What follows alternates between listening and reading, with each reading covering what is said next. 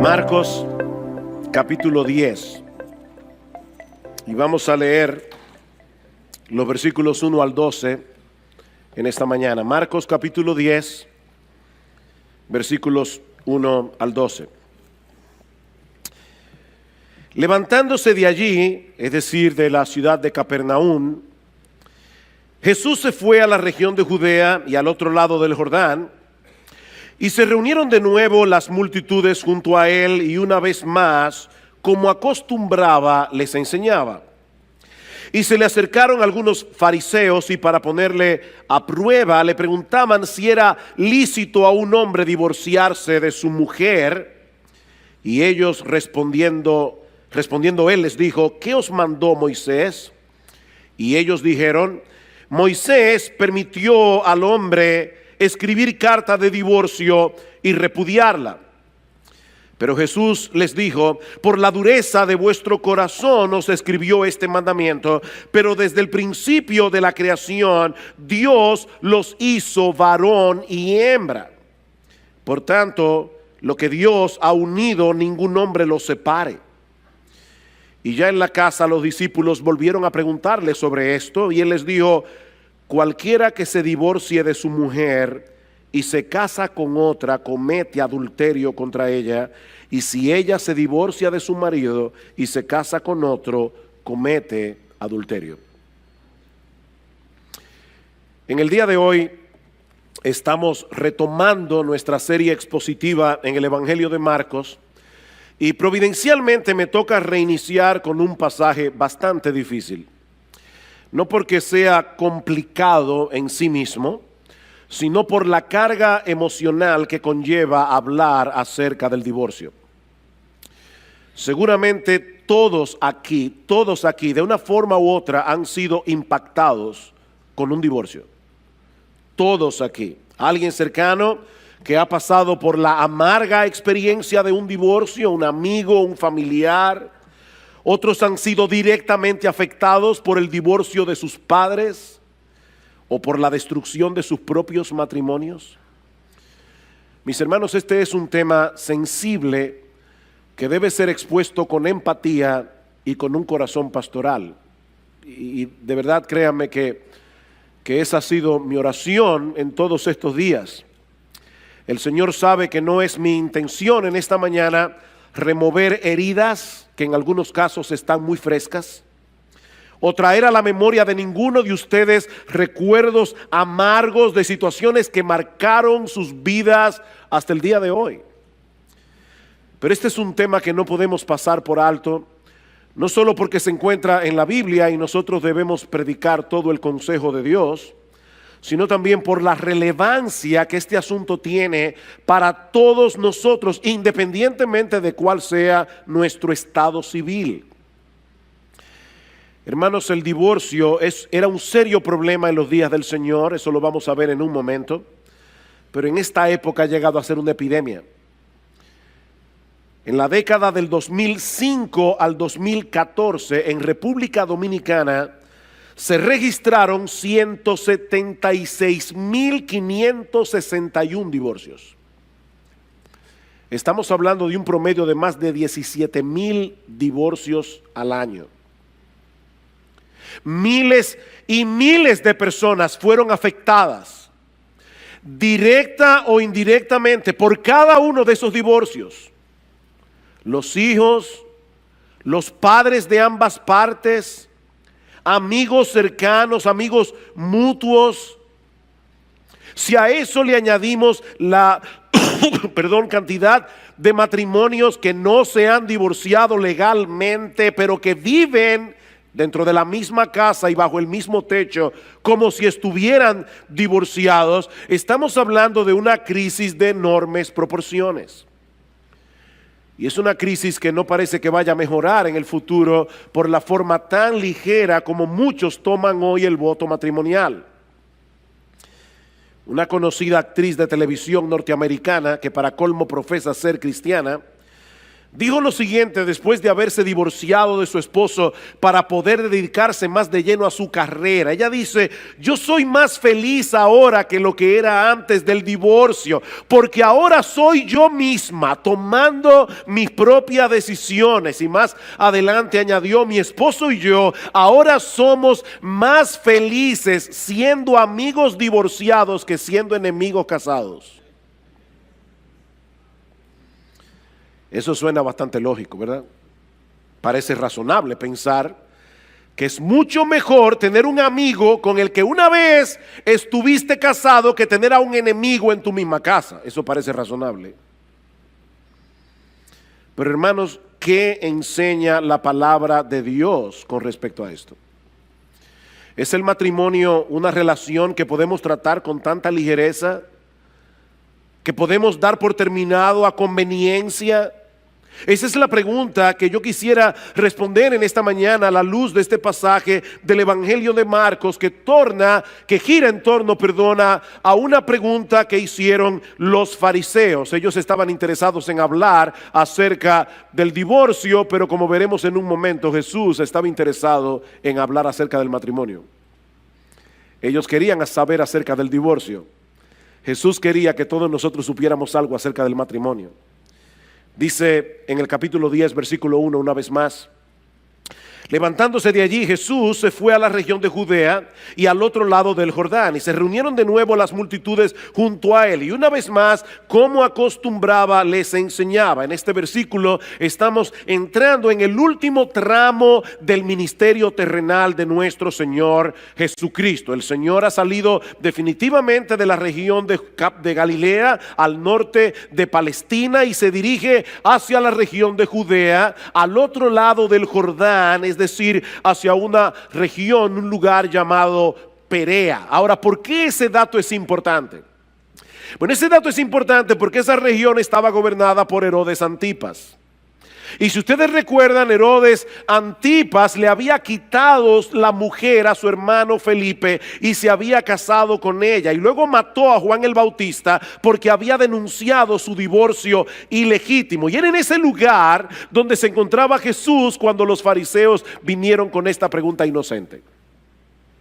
Una gran multitud se congrega a su alrededor. El Señor comienza a enseñarles la palabra, y entonces aparecen los fariseos y deciden ponerle al Señor una emboscada, preguntándole sobre un tema sumamente controversial y sumamente peligroso en esa región particular de la tierra de Palestina: la legitimidad del divorcio. Versículo 2: y se le acercaron algunos fariseos, y para ponerle a prueba le preguntaban si era lícito a un hombre divorciarse de su mujer.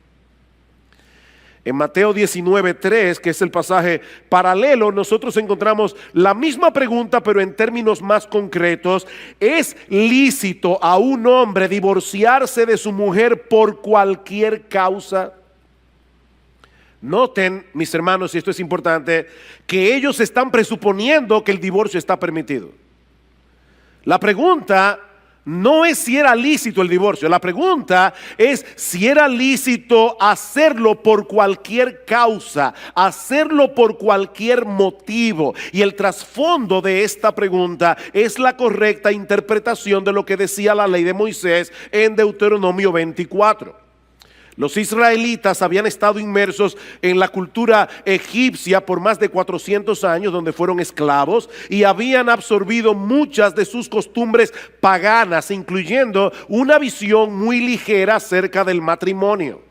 Tal parece que el divorcio era muy común entre los israelitas en ese tiempo, pero en vez de prohibir el divorcio, lo que hace el Señor es regularlo, introduciendo una limitante en un caso particular. Yo voy a leerles Deuteronomio 24, no tienen que buscarlo, pero en los versículos 1 al 4, esto es lo que dice la palabra de Dios: cuando alguno toma una mujer y se casa con ella, si sucede que no le es agradable por haber encontrado algo reprochable en ella, y le escribe certificado de divorcio y lo pone en su mano y la despide de su casa, y ella sale de su casa y llega a ser mujer de otro hombre. De paso, hermanos, Dios no habla por hablar. Si Dios tuvo que regular en ese caso, es porque eso estaba sucediendo muy a menudo. Los hombres estaban divorciándose de sus mujeres por cualquier cosa. Ellas se iban y se casaban con otra persona, y dice ahora el Señor: si el segundo marido también la aborrece y le escribe certificado de divorcio, lo pone en su mano y la despide de su casa, o si muere este último marido que la tomó para ser su mujer, y aquí está la ley: al primer marido que la despidió no le es permitido tomarla nuevamente como mujer, porque ha sido menospreciada, pues eso es abominación ante el Señor. No traerás pecado sobre la tierra que el Señor tu Dios te da por heredad. Es a ese pasaje que están aludiendo los fariseos en Marcos capítulo 10. Ahora, este pasaje no promueve el divorcio. De hecho, este pasaje ni siquiera nos da un juicio de valor sobre cómo deberíamos ver el divorcio. Simplemente regula este caso particular. Si una persona se divorciaba de su mujer por haber hallado en ella algo reprochable, y esta mujer se casaba con otro hombre, si se daba el caso de que ese otro hombre también se divorciara o muriera, su primer marido no podía volver a casarse con ella bajo ninguna circunstancia. Y básicamente lo que Dios está diciendo aquí es: la mujer no es un juguete que tú puedes desechar cuando tú quieras y volverla a tomar cuando tú quieras. Piénsalo bien antes de poner en su mano una carta de divorcio. Mis hermanos, la relación matrimonial no es como el contrato de cable. Cuando tú tienes un cable, cable TV en tu casa, tú puedes buscar otra compañía, a tratar, a ver si los canales que tienes son mejores que los que tú tienes en el otro plan. Y si no te conviene, puedes volver a la otra compañía, de nuevo, a la anterior. Pero Dios está diciendo: no hagas eso con el matrimonio. El matrimonio es un vínculo sagrado. El matrimonio no puede ser tratado con tanta ligereza. Ahora bien, ¿a qué se refiere el texto de Deuteronomio 24 al hablar de algo reprochable o de algo indecente, como dice la Reina Valera del 60? Bueno, en el tiempo del Señor, y esa fue la razón de la pregunta, en el tiempo del Señor las opiniones estaban divididas con respecto a esto. Por un lado estaba la escuela de un rabino llamado Shammai, que decía que la única causa legítima para el divorcio era el adulterio. Obviamente esa interpretación de Deuteronomio 24 tiene un gran problema. ¿Qué se hacía con las adúlteras y con los adúlteros en el Antiguo Testamento? Le aplicaban la pena capital, así que evidentemente era permitido el matrimonio por causa de adulterio, porque al adúltero lo mataban y la persona quedaba viuda, así que no había problemas, no había que regular sobre ese tema. Así que no puede ser de eso que está hablando Deuteronomio 24. Por otro lado estaba la escuela de otro rabino llamado Hillel, que decía que el texto de Deuteronomio 24 se refiere a cualquier cosa, literalmente cualquier cosa que hiciera que la mujer luciera desagradable o vergonzosa a los ojos del marido. Y por supuesto, además está decir que esa era la posición más popular entre los fariseos en el día del Señor. Noten una vez más la pregunta: ¿es lícito a un hombre divorciarse de su mujer por cualquier causa? ¿Tiene razón el rabino Hillel? Es lo que ellos le están preguntando. Mis hermanos, según el rabino Hillel, si la mujer quemaba el pan, eso era algo reprochable y por lo tanto una causa legítima para divorciarse. Si quemaba el pan. Si el hombre conocía a otra mujer que a sus ojos era más hermosa que la suya, su esposa había llegado a hacer algo vergonzoso para él y podía divorciarse. De hecho, Flavio Josefo, que era un conocido historiador del siglo I, llegó a incluir el mal aliento como una de esas cosas reprochables. Imagínense esa pobre mujer haciendo gárgara el día entero. Era increíble. Y aunque nosotros no tenemos el tiempo para considerar en detalle Deuteronomio 24, muchos estudiosos del Antiguo Testamento, y yo concuerdo con esto, piensan que esa cosa indecente, esa cosa reprochable puede referirse a una conducta indecorosa de parte de la mujer que no llegaba a ser adulterio. O sea, probablemente se refiere a un hombre que ve a su esposa comportarse de una manera que para él era vergonzoso, pero no llegaba a ser un adulterio que justificara que ella fuera condenada a la pena capital. Ahora, es un texto difícil. El punto es que los fariseos no estaban interesados en conocer su interpretación. Ellos querían hacer quedar mal a Jesús delante de la gente. Tal vez sospechaban que el Señor iba a estar de acuerdo con la posición más estricta y que eso iba a restarle popularidad. O tal vez esperaban ponerlo en una situación bien difícil con Herodes Antipas. Recuerden que Marcos dice, ellos lo pusieron a prueba. Esto fue una emboscada, mis amados hermanos. Ellos pusieron a Jesús en riesgo. ¿Cómo resuelve Jesús este dilema? Llevándolos a considerar el diseño original de Dios para el matrimonio. Ya vimos la pregunta de los fariseos, veamos ahora en segundo lugar la respuesta de Jesús. Versículo 3. Me encanta esta respuesta. Y respondiendo él les dijo, ¿qué os mandó Moisés? Es una pregunta interesante. El Señor apeló a la Biblia, no a la opinión de un rabino, no a ninguna escuela rabínica. Ellos estaban diciendo, ¿qué te parece lo que dice Gilel o lo que dice Shammai? Y Jesús le dice, ¿qué le parece a ustedes si vamos a la Biblia? ¿Qué dice Moisés? Jesús descansaba plenamente en la autoridad de las Escrituras, no en la opinión de los hombres. Mis hermanos, lo que la Biblia dice es lo que Dios dice. Lo que la Biblia dice es lo que Dios dice, porque este libro que fue escrito por hombres inspirados por el Espíritu Santo. No importa cuál sea el tema que estemos tratando, lo que Dios dice en su palabra es lo que le pone punto final a cualquier cosa. No lo que a nosotros nos parece más lógico en una situación particular. Y yo digo esto porque muchas veces cuando estamos hablando acerca de este tema del divorcio y del nuevo matrimonio, nosotros cometemos el error de argumentar a favor de una postura partiendo de un caso particular que apela a nuestra sensibilidad. Casos que no nos ayudan a ser objetivos porque apelan a nuestras emociones. ¿Cuántas veces hemos oído este ejemplo? ¿Qué debe hacer una mujer que está casada con un hombre que casi ni habla? Y cuando abre la boca, o es para pelear, o es para demandar algo, o es para criticar, ¿debe continuar casada con ese patán? Miren, mis hermanos, yo no quisiera que esto sonara a falta de empatía con las mujeres que están pasando por esa terrible situación, pero esa no es la primera pregunta que nosotros debemos hacer. La primera pregunta es, ¿qué dice Dios en su palabra acerca del matrimonio? Otra vez, el Señor Jesucristo es la segunda persona de la Trinidad. Él es la compasión encarnada. Si hay alguien, mis amadas hermanas, que entienden cuando ustedes son maltratadas verbalmente o emocionalmente por sus maridos, si hay alguien que las entiende, es el Señor. Sin embargo, Él basó su argumentación en las Escrituras. ¿Qué dice la Biblia?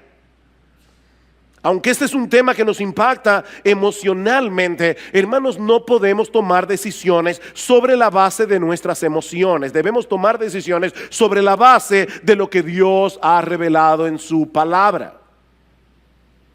¿Qué os mandó Moisés? Versículo 4.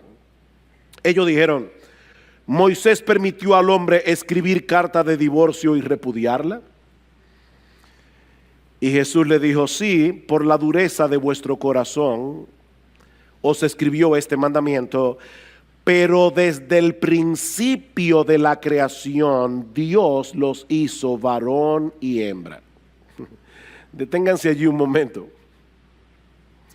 Los fariseos tenían una visión tan distorsionada del matrimonio que lo único que parecía importarles eran las disposiciones legales. Mientras el marido cumpliera con poner en la mano de su mujer desechada una carta de repudio tal como estaba estipulado en la ley, todo estaba bien. Pero Jesús quiere hacerles ver que lo que está en juego aquí es mucho más importante que un documento legal. Vuelvan al Génesis, les dice el Señor, para ver cuál fue el diseño original de Dios con respecto al matrimonio. ¿Cómo debía ser el matrimonio antes de la entrada del pecado, antes de que el pecado del hombre dañara las cosas? Porque ese diseño original, y subrayen esto en negrita, ese diseño original sigue siendo la norma para nosotros hoy.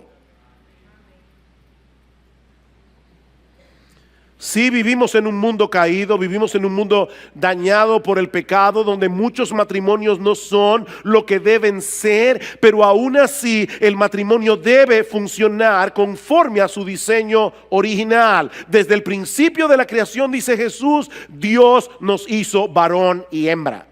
¿Para qué? ¿Para qué nos hizo varón y hembra? Para que nos complementemos el uno al otro. Versículo 7.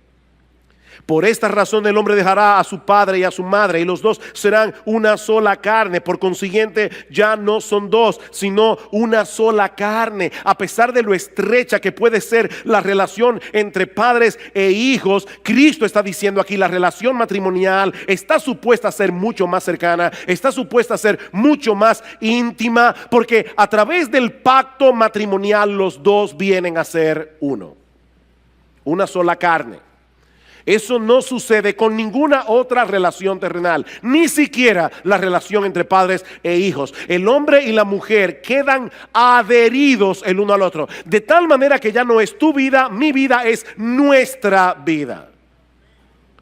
Los planes de ambos, los anhelos, los problemas, las circunstancias se funden en uno solo. Y de esa manera el matrimonio viene a ser una figura, una parábola viviente, una representación de la relación que Cristo tiene con su iglesia. Eso es lo que dice Pablo en Efesios capítulo 5. Maridos, amad a vuestras mujeres, así como Cristo amó a la iglesia y se entregó a sí mismo por ella para santificarla, habiéndola purificado en el lavamiento del agua por la palabra. Dice, cuando tú te casas con tu mujer, tú eres un cuerpo con ella, y Pablo dice, grande es este misterio, mas yo digo esto con respecto de Cristo y de la iglesia.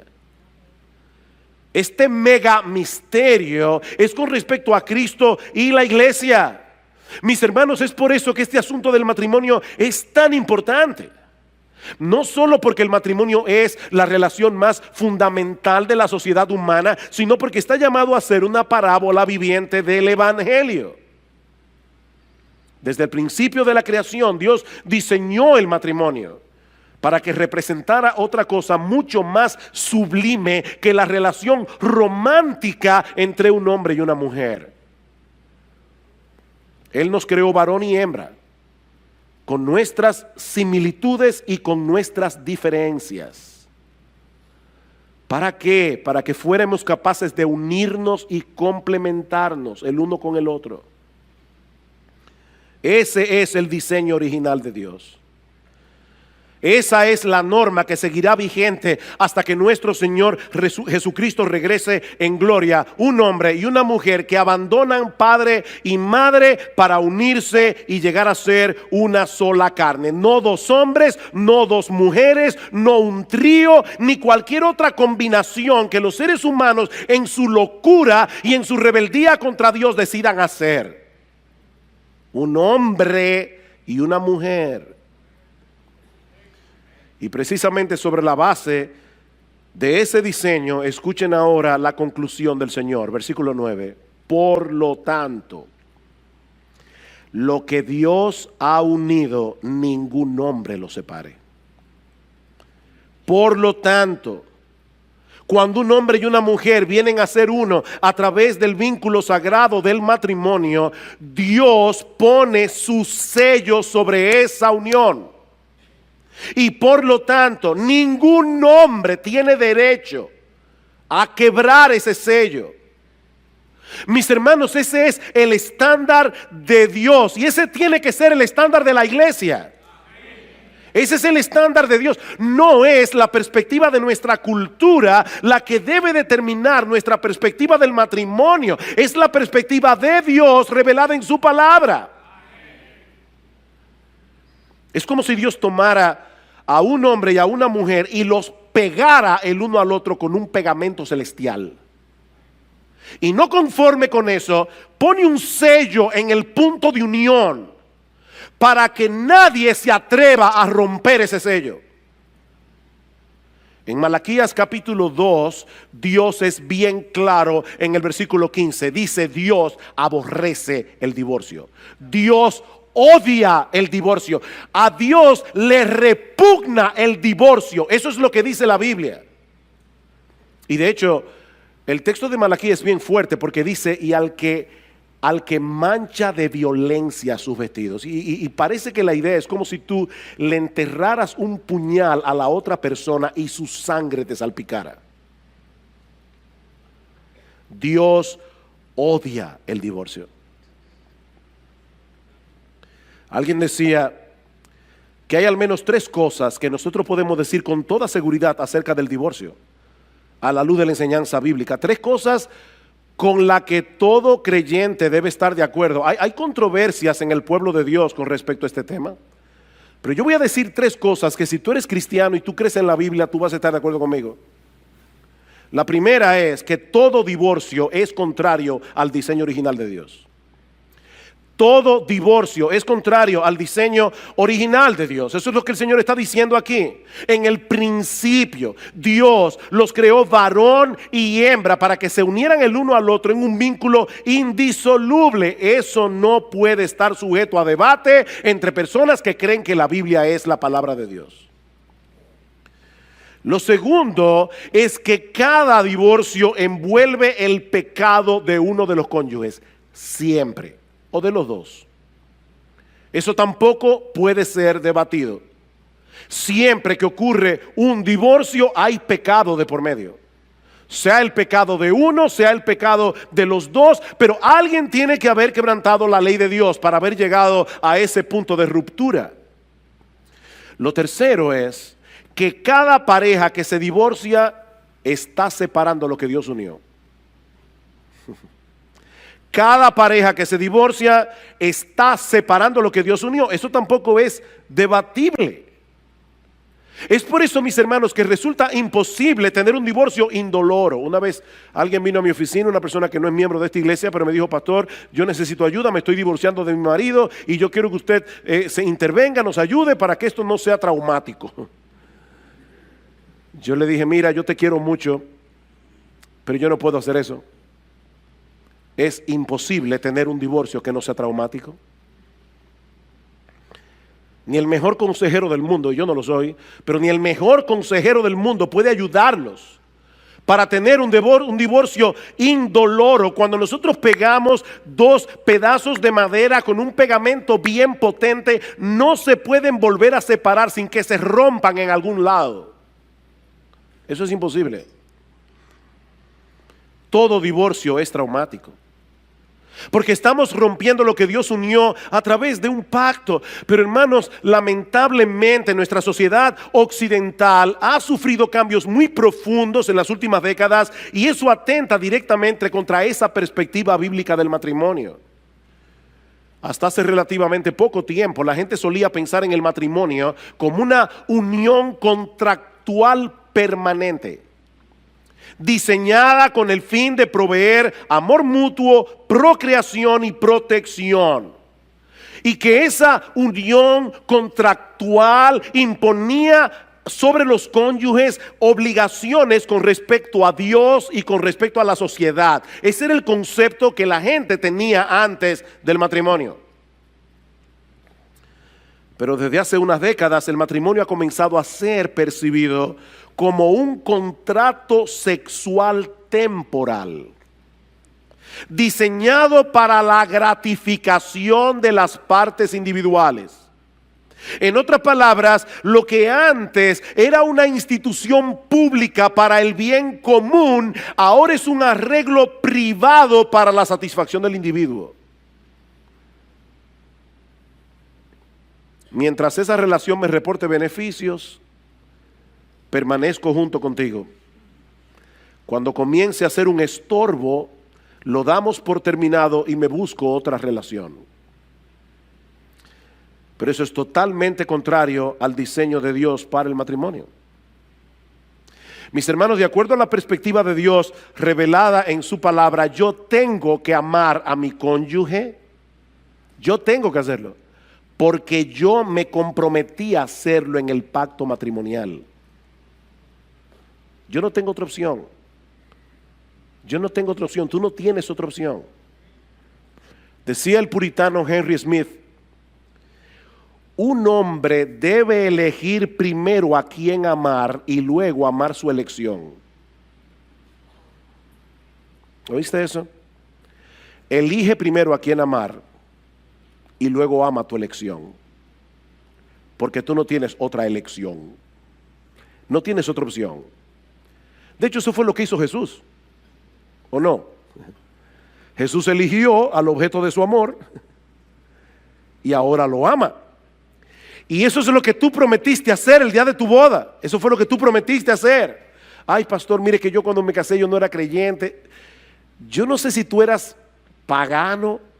Cuando tú te casaste, eso fue lo que tú prometiste en tu voto matrimonial, y Dios le puso un sello a ese voto.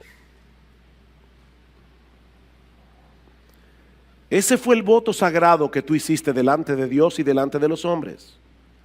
Es de ese modo que nosotros vamos a representar la relación que tiene Cristo con su iglesia, como dice el pasaje de Efesios que leímos hace un momento. Cristo nos amó cuando no había nada bueno en nosotros que nos hiciera dignos de su amor. ¿O no es así? Y ahora Él está trabajando en nosotros, porque hay muchas cosas todavía en nuestro carácter que a Cristo no le agradan. Pero ¿qué está haciendo Cristo? Él está trabajando en nosotros para que algún día nosotros lleguemos a ser la esposa que Él quiere que seamos. Y Él diseñó el matrimonio para hacer visible ante los ojos del mundo esa clase de amor. Él no nos ama por lo que somos, Él nos ama a pesar de lo que somos. Y es en virtud de ese amor que Él nos está santificando gradualmente para llegar a ser la esposa que Él quiere que nosotros seamos. Eso significa, mis hermanos, que el amor de Cristo por nosotros no depende de lo que nosotros hagamos, no depende de lo que dejemos de hacer. El amor de Cristo por nosotros depende de su elección y de su pacto. De eso depende el amor de Jesús. Él nos escogió por el puro afecto de su voluntad, es decir, por una razón que solo está en Él, no en nosotros, y Él decidió unir nuestras vidas con la suya, con un vínculo que no podrá ser quebrantado de ninguna manera. ¿Quién nos separará del amor de Cristo?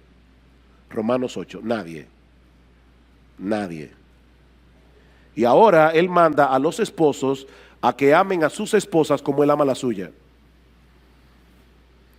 A veces las mujeres dicen: oye, a nosotros nos tocó la parte más dura, la sumisión. De verdad, hermanas, que a ustedes les tocó la parte más difícil. A nosotros nos tocó amar a nuestras esposas como Cristo amó a la iglesia. ¿Qué es más demandante? Ama a tu esposa como Cristo amó a la iglesia. Eso es lo que Pablo está diciendo en Efesios 5. Amen a sus esposas como yo amo a la mía, dice Jesús. En vez de estarse quejando de sus debilidades, en vez de estarse quejando de sus pecados y llenándose de amargura contra vuestras esposas, hagan todo lo que esté a vuestro alcance para ser agente de cambio en sus vidas. Con la ayuda de Dios. Esa es la enseñanza de Efesios 5. El que ama a su mujer a sí mismo se ama. Porque nadie aborreció jamás a su propia carne, sino que la sustenta y la cuida, como también Cristo a la iglesia. Y a través del voto matrimonial, esa mujer es ahora tu carne. Tú no puedes dañarla a ella sin dañarte tú.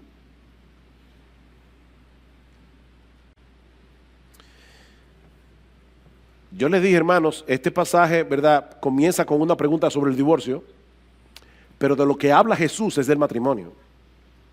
Ahora, ¿qué del divorcio?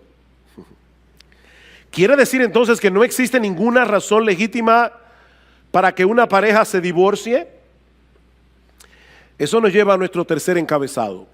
Ya vimos la pregunta de los fariseos, luego la respuesta de Jesús. Veamos ahora en tercer lugar la pregunta de los discípulos. Versículo 10. Y ya en la casa, los discípulos volvieron a preguntarle sobre esto. Yo me imagino a los apóstoles diciendo, pero ven acá, a final de cuentas, él no respondió a la pregunta. Ellos se quedaron dándole mente al asunto.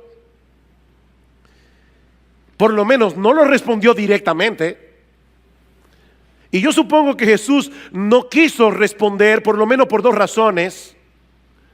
Por un lado, porque no era una pregunta sincera, eso ya lo vimos hace un momento, esto fue una emboscada. Esto no era una pregunta sincera, ellos no tenían ningún interés de entender mejor las escrituras, ellos querían desacreditar a Jesús. Y el Señor decidió no responderles. Pero yo pensaba, estudiando ese texto esta semana, ¿y no será también que Cristo no quiso responder directamente? Porque Él quería dejar en la multitud una visión elevada del matrimonio. Recuerden que los fariseos no eran los únicos que estaban allí ese día. Si leen el versículo 1 otra vez, allí dice que Cristo estaba rodeado de multitudes. Ahí había mucha gente, muchísima gente. Y es muy probable que el Señor hubiera querido dejar en sus mentes la idea de que lo importante no es si existe alguna razón legítima para divorciarse. Lo importante es recordar que hay muchas razones para seguir casado. Pero los discípulos estaban inquietos. De hecho, en el pasaje paralelo de Mateo dijeron, ay mi madre, pero si eso es así no conviene casarse. Ellos estaban tan acostumbrados ya a esa cosmovisión de que se podían zafar de la mujer por cualquier cosa, que ellos llegaron a pensar, entonces no conviene casarse. Así que ellos vuelven a preguntarle al Señor en privado, y eso nos lleva a nuestro último encabezado, la respuesta de Jesús a los apóstoles. Versículo 11. Y Él les dijo, esto es en privado ahora a los discípulos, cualquiera que se divorcie de su mujer y se case con otra comete adulterio contra ella. Y si ella se divorcia de su marido y se casa con otro, comete adulterio. Ustedes ven, hermanos, por qué yo les decía que esto fue una trampa que los fariseos le pusieron a Jesús, no solamente por lo de Herodes Antipas. ¿Ustedes imaginan que Jesús viniera a un programa de televisión con un alto rating de audiencia y que le hicieran esa pregunta frente a las cámaras? Y Cristo dijera, en nuestra sociedad, cualquiera que se divorcia de su mujer por cualquier causa, porque esa fue la pregunta, y se casa con otra persona, ha adulterado. Esta sociedad está llena de adúlteros. No hubiera sido muy popular. Seguro que no hubiera sido muy popular. Ahora, hermanos, es importante recordar cuál fue la pregunta que Jesús está respondiendo aquí en el Evangelio de Mateo. ¿Es lícito a un hombre divorciarse de su mujer por cualquier causa? La respuesta del Señor a los discípulos es por supuesto que no. Por supuesto que no. No importa lo que las leyes humanas digan al respecto. Lo que Dios unió, el hombre no lo puede separar. Ese matrimonio se registró en la oficialía celestial y Dios no lo ha tachado. De manera que si un hombre se divorcia de su mujer por cualquier causa, y se casa con otra, está cometiendo adulterio. Y lo mismo ocurre en el caso de una mujer que se divorcia de su marido y se casa con otro hombre. Están cometiendo adulterio porque a los ojos de Dios continuaban casados. Mis hermanos, no hay que ser un experto en teología para entender lo que el Señor está diciendo aquí. Nadie tiene derecho a separar lo que Dios unió, a no ser que el divorcio se lleve a cabo por una causa legítima. Y eso es lo que vemos en la respuesta más completa que aparece en el pasaje paralelo en el Evangelio de Mateo. Mateo 19:9, y yo os digo que cualquiera que se divorcie de su mujer, salvo por infidelidad, y se casa con otra, comete adulterio. La versión Reina Valera lo dice de esta manera: yo os digo que cualquiera que repudia a su mujer, salvo por causa de fornicación, la palabra allí es porneia e incluye una amplia gama de pecados sexuales, salvo por causa de fornicación y se casa con otra, adultera, y el que se casa con la repudiada, adultera. Es la misma enseñanza que encontramos en el Sermón del Monte, Mateo 5:31. También fue dicho: cualquiera que repudie a su mujer, dele carta de divorcio. Pero yo os digo que el que repudia a su mujer, a no ser por causa de fornicación, hace que ella adultere, y el que se casa con la repudiada comete adulterio. Es sobre la base de esos dos pasajes que la mayoría de los protestantes a través de los siglos han sostenido, y nuestra iglesia sostiene esa postura, que el pecado de fornicación es la única causa legítima por la que Dios permite que la parte inocente inicie un proceso de divorcio. Ahora, noten, mis hermanos, lo que yo estoy diciendo y lo que no estoy diciendo. Yo no estoy diciendo que la parte inocente tiene que divorciarse. No, yo no he dicho eso. En el Evangelio hay lugar para el perdón y hay lugar para la restauración. Y siempre que sea posible, oigan lo que estoy diciendo, hermano, porque a veces no es posible.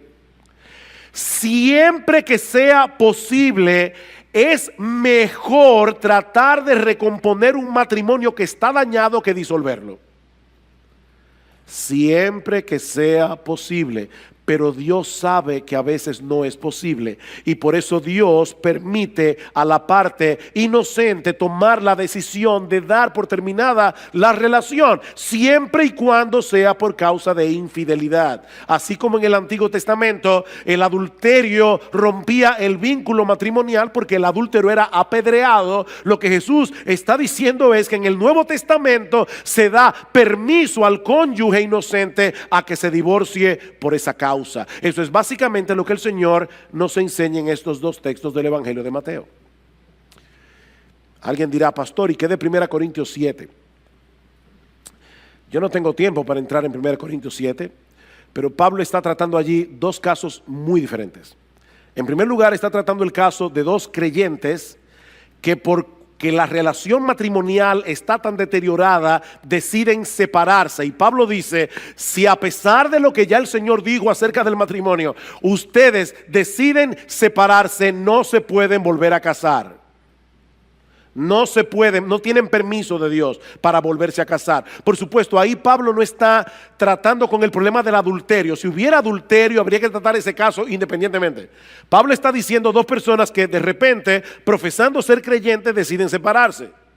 No se pueden volver a casar. El otro caso que Pablo trata es un caso en el que hay un creyente casado con una incrédula o una creyente casado con un incrédulo. Mientras el incrédulo consienta en vivir con la creyente, no hay problema. Pero ¿qué pasa si el incrédulo decide él poner el divorcio? Entonces Pablo dice: no está el hermano o la hermana sujeta a servidumbre en semejante caso. Y muchos exégetas entienden que lo que Pablo está diciendo allí es: no está el hermano o la hermana sujeta al voto matrimonial en ese caso, porque el incrédulo decidió romperlo, pero ella no. o él, creyente, pero eso es otro caso. Mis hermanos, yo quisiera concluir trayendo 3 palabras de aplicación en esta mañana, a 3 grupos distintos que se encuentran en esta iglesia. En primer lugar, quisiera dirigirme a los casados.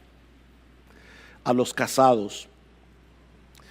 Queridos hermanos, amigos que están aquí en esta mañana, el matrimonio no es un juego. El matrimonio no es un juego. Y el divorcio no es el único mal que afecta el matrimonio. El matrimonio es un pacto de compañía, como vemos en Proverbios capítulo 2, versículo 14, Malaquías capítulo 2, Proverbios 2:16, Malaquías 2:14. Es un pacto, una promesa sobre la que yo juro. De manera que cuando un hombre o una mujer es indiferente hacia su cónyuge o está violando el papel que Dios le asignó en ese matrimonio donde debían complementarse el uno al otro, están violando el pacto que hicieron en la presencia de Dios. Y mis amados hermanos casados, amigos casados, nadie puede violar ese pacto sin sufrir las consecuencias. El que ama a su mujer, a sí mismo se ama. ¿Sabes por qué? Porque tu mujer es tu cuerpo. Tu mujer es tu otra mitad. Tú no puedes dejar de amar a tu esposa sin ser afectado tú. Mis hermanos, estamos viviendo tiempos muy difíciles. Por encima de todas las cosas, protejan sus matrimonios. Denle tiempo a sus matrimonios. Un buen matrimonio no se cultiva por ósmosis. Un buen matrimonio no se cultiva por generación espontánea. Un buen matrimonio hay que cultivarlo. Cuiden sus matrimonios, protejan sus matrimonios. Recuérdense una y otra vez que el gran propósito del matrimonio no es que seamos felices en esa relación. Sí, me oíste bien. Me oíste bien. El gran propósito del matrimonio no es que seamos felices, aunque como consecuencia de cumplir el propósito por el cual Dios diseñó el matrimonio, se derive la felicidad. Como una consecuencia. Pero Dios no diseñó el matrimonio para que seamos felices. Dios no diseñó el matrimonio para que la otra persona supla lo que yo entiendo que son mis necesidades, y son muchas las necesidades que son cubiertas en el matrimonio. Pero mi amado hermano, mi amada hermana, recuerda, el gran propósito del matrimonio es que representemos ante el mundo el tipo de amor, de relación que Cristo tiene con su iglesia. Tú no te casaste con un ángel. Te casaste con un pecador. Te casaste con una pecadora. Y Dios te llamó a ti a ser un agente de cambio en su vida. Cuida tu matrimonio. Dios quiere usar tu matrimonio para santificarte. Cuida tu matrimonio. En segundo lugar, yo quisiera dirigir unas palabras de aplicación a los solteros. Procuren casarse. Procuren casarse. Pablo dice eso en 1 Corintios 7. Pero no lo hagan a la ligera.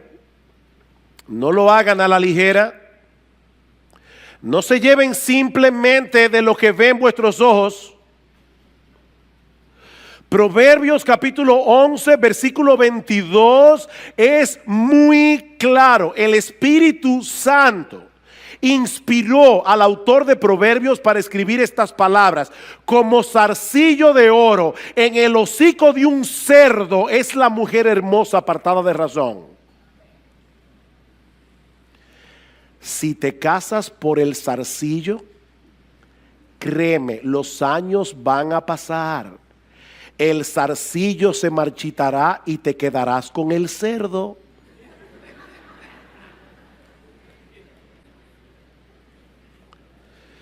procura casarte,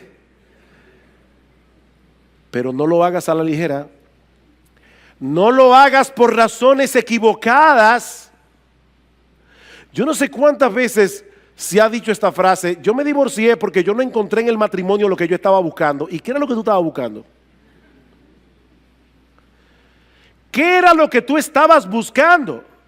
Porque tal vez el problema no es que la institución esté dañada, el problema tal vez no está en tu mujer o en tu esposo, el problema tal vez es que te casaste con expectativas equivocadas. No te cases por razones equivocadas. Sí, debes orar a Dios que te provea un compañero, pero pídele también que te prepare a ti adecuadamente para el matrimonio. Pídele a Dios que te prepare a ti. Recuerda, mi hermano, mi hermana, que tú no estás buscando primariamente a una persona que te ame. No, tú no estás buscando primariamente a una persona que te haga sentir especial. Lo que tú debes estar buscando es una persona a quien amar, como Cristo te amó a ti. Y Dios es tan bueno que Él nos ha dado el sentido del gusto y nos provee esposas que nos gusten y viceversa. Pero esa no debe ser la razón principal por la que tú escoges a una persona. Pidan consejo, jóvenes. Pidan consejo. Escuchen a sus padres. Escuchen a los que están dispuestos a decirles lo que a ustedes no les gustaría oír. Es con esa gente que deben buscar consejo antes de casarse. Porque el matrimonio no es solo para toda la vida. El matrimonio determinará en muchos sentidos tu felicidad o tu desgracia en este mundo. Pero también, y esta es mi mayor carga en esta mañana, yo quisiera dirigir unas palabras a los divorciados. Yo sé que lo que se ha dicho hoy acerca del matrimonio y acerca del divorcio tiene que haber sido duro de escuchar para algunos de ustedes. Y de verdad, eso mi esposa lo sabe porque se lo decía en estos días, eso ha cargado mucho mi corazón. Mucho. Y he pensado en algunos de ustedes por nombre. Si tú eres creyente, recuerda que tu identidad primaria no es divorciado o divorciada. Esa no es tu identidad. Tu identidad es cristiano o cristiana.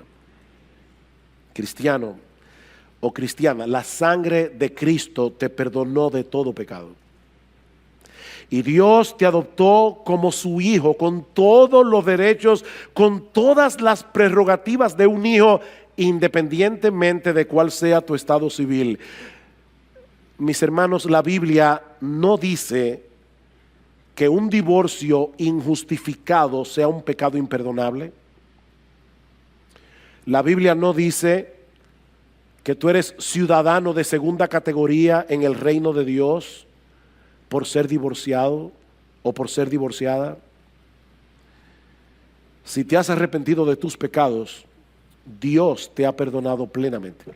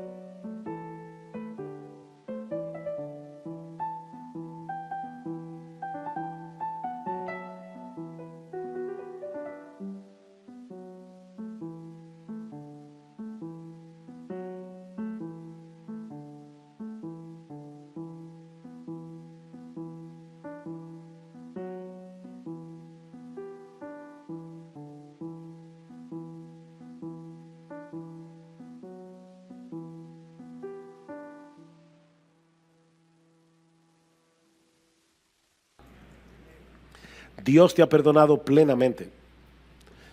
Y sí, nosotros sabemos que el divorcio tiene consecuencias que perduran, pero aún así debes saber que Dios ha prometido ser el sostén de sus hijos.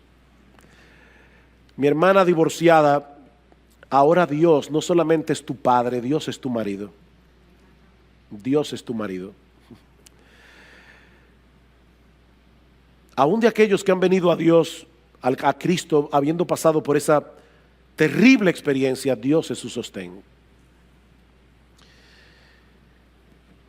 Recuerda, mi hermana, mi hermano, ¿cuál es tu identidad? Tú estás en Cristo. Y estamos completos en Cristo. Estamos completos en Cristo. Y si tú estás aquí en esta mañana, el tiempo se me ha ido y aún no te has arrepentido de tus pecados, tú debes saber que en Cristo hay perdón para todo aquel que cree. Cristo vino a buscar y a salvar lo que se había perdido. Y ahora no estoy hablando únicamente a divorciados, porque el matrimonio no es lo único que el hombre ha dañado por su pecado. Cristo vino a redimir al hombre de todas las consecuencias que han venido sobre nosotros por causa de nuestra condición caída, independientemente de nuestro estado civil. Divorciarse injustificadamente no es el único pecado que un hombre puede cometer. Pero ¿sabes qué, mi amigo? En Cristo Jesús hay perdón para todo tipo de pecado y hay perdón para todo tipo de pecador.